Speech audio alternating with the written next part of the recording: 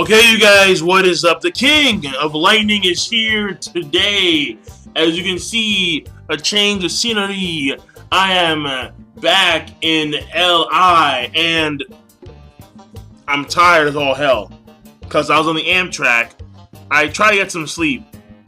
Only had 2 hours of sleep. I went on the Amtrak at 4:30 in the morning, and it was like a rush too. Like it was a massive rush for me because I was still unpacking my stuff and throwing shit out because I'm spending the entire break here, which is good for me. And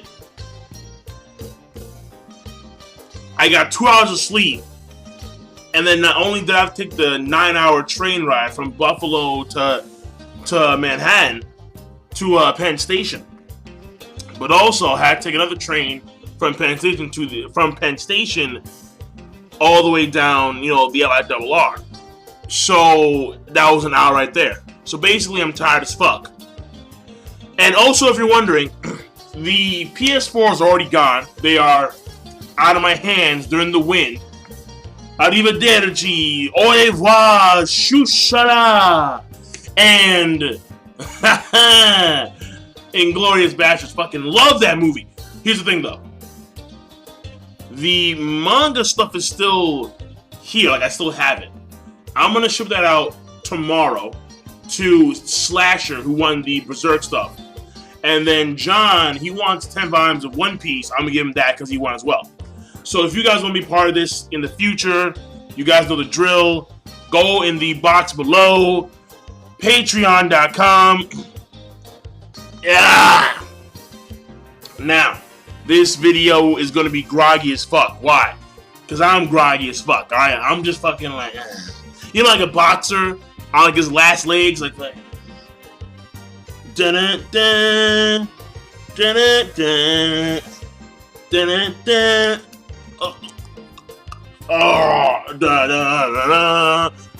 Like that's me right now.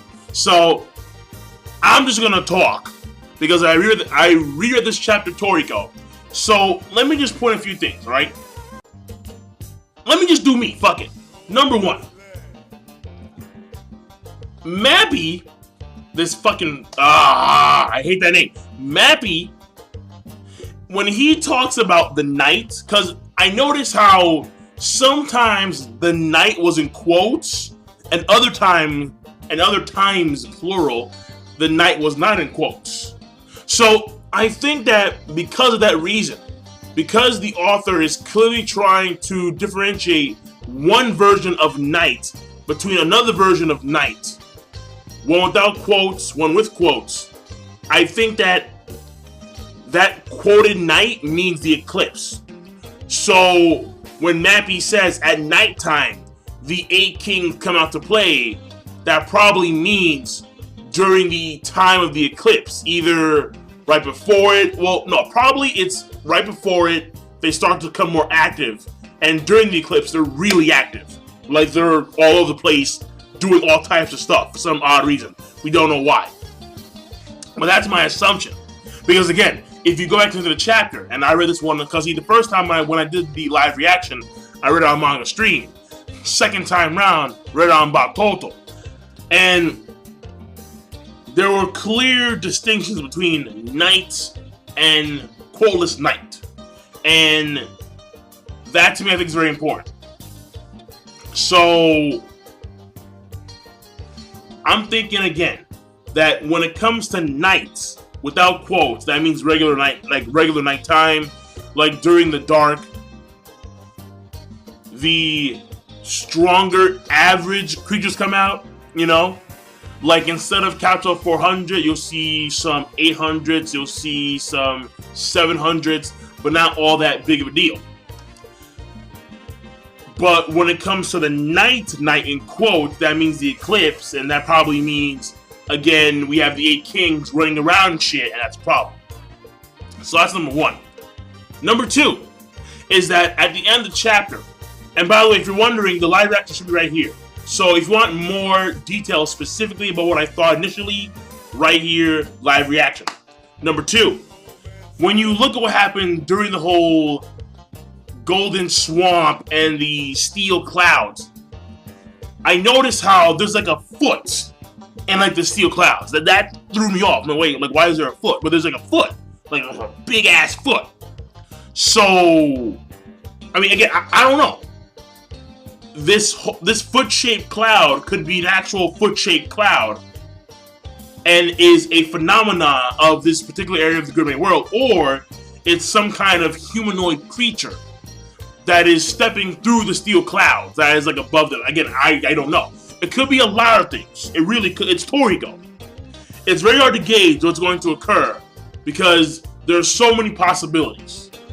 So I'm not too sure where that goes particularly, but there is a foot there.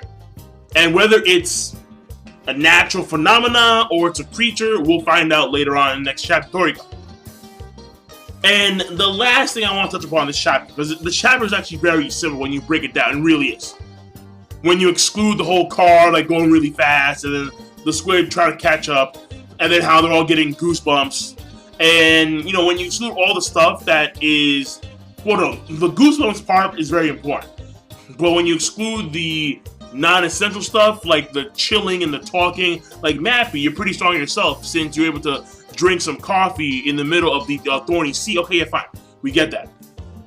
But, again, a very simple chapter overall. Here's the thing, though. Alright? Here's the thing. This part was like the what the fucks. Because, okay, so it's the king horse, alright? The king horse or the horse king. The name spells out Hercules. But I think in Japanese they call it like Haraklen or some shit like that. I don't know, man. Alright? Because like how we say zebra, but they say zebra or zebura, whatever. Fuck it. No, zebra. There's no oo. So, Haraklen over here, the king horse Haraklen. Let's go Japanese. Whoa. Like you have phlegm in your throat, which I do, by the way. The king horse Haraklen over here. Devastating. And he's not even there. It was 2,000 years ago. A long, long time ago. This dude stepped and niggas got scared. And now they're shitting in their pants.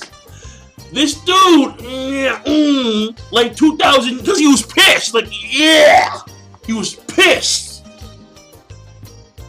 Walked off into the sunset, never to be seen again.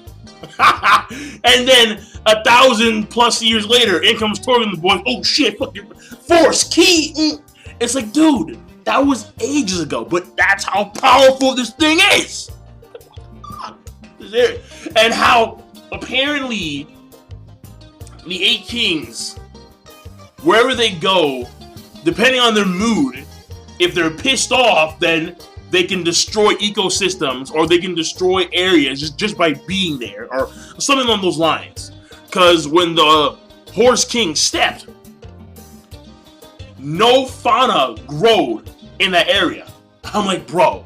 Oh, after 1,000+ years, the earth was still trembling in fear over the power of one of the 8 kings. I'm like, dude, these guys are fucking crazy. But that's what they are. They are the 8 kings. They are born to be crazy. Born this way. And what I can tell you is that this is probably due to the fact that most of the earth comprises, well, not due to the fact, due to the theory that most of the earth comprises of gourmet cells. Because the earth itself comprises of gourmet cells, the earth can react in particular ways that normal bedrock can't.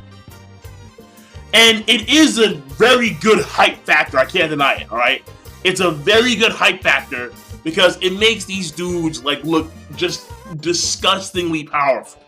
Like to the point where you're afraid that the main character is gonna get his shit rocked so bad where he just can't come back. It's like, bro. I mean, think about it, alright? Knocking Master Zero, alright? One of the 3 strongest dudes in the planet at that point in time. His main dish was like the Aurosaurus, okay? Like if you go back, you guys know that chapter where you saw the fucking Battle Wolf. Before we saw the Battle Wolf, there was two other powerful ass dudes. There was the Ficassadual. Oh, this motherfucker was huge. I'm like, what is it? There was the Ficassadual Tunfact. And then there was the Aurosaurus. Non-King Master Giro has the Aurosaurus as his main course, but I've never heard of a single person. I have never heard of a single person making one of the 8 kings, like a full-fledged adult 8 king, into one of their like courses. I've never heard of it. I've never heard of the Hercules King horses being a part of the damn, being part of the menu. The Battle Wolf. The Battle Wolf. The Battle Wolf. What? Who is killing Battle Wolves? Apparently no one anytime soon. Mother Snakes. King Crows. Apparently you go to the human world or you see these dudes like their sheets. Their stat sheets. And no one's rocking the highest caliber dudes. Because they're just that damn good. And now we see why. It's insane. It's crazy. So my thing here is that with the Horse King, we're gonna probably see, and I don't know what's gonna happen, like particularly, but it has to be a team effort. If they want to get a certain ingredient, if they want to get air, and air is being guarded, or like before they can get air, they need to do something involving like the Horse King. It has to be a team effort. There's no way in hell Tengu Brunchy, and even though we haven't seen him yet, the Harmer Hermit, Mappy, Zebra, Coco, Sunny, there is no way anyone on this continent can take on these dudes as like one-on-one matchups. There's no fucking way in hell. Absolutely, I refuse to believe that shit. No way. Alright, it has to be a team effort on all their parts. So the Horse King, and also keep in mind that this dude has like disgusting longevity, and his cell division rate is phenomenal. These dudes live for like thousands of years. I mean, you saw what L did with Tengu Brunchy.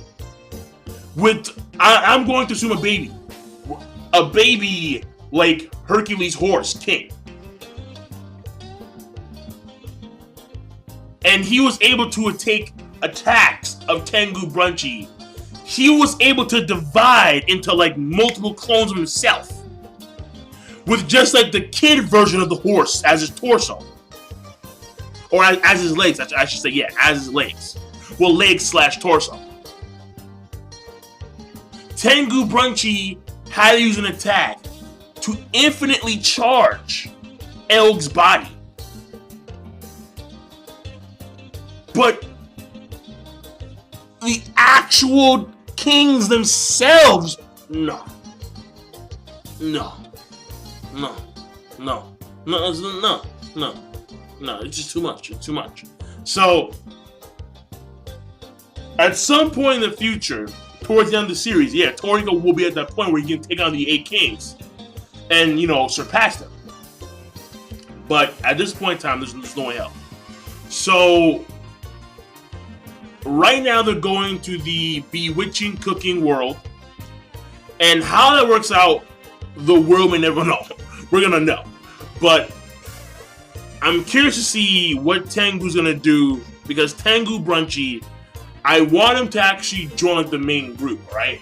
And even though right now it's a dude fest, just dicks, the thing here is that Tengu Brunchy, even though Komatsu has this immense food luck, which actually explains why apparently Toriko and Komatsu were able to find a gourmet highway on their adventure in the gourmet world.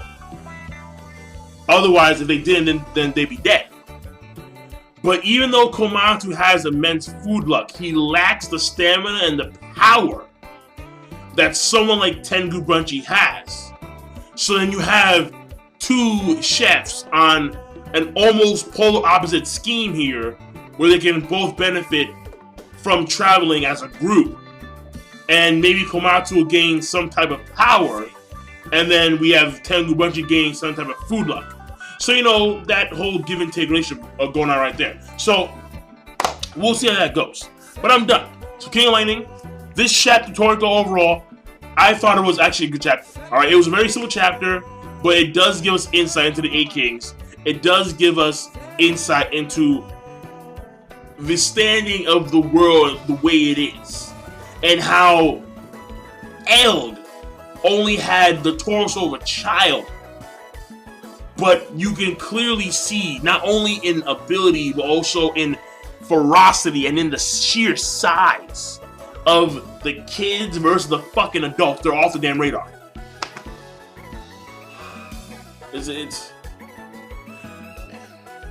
So the chapter overall is going to be good. And I will see you guys later. King Lightning, rate the video, comment, subscribe. You guys know the drill. Peace! Have a nice day.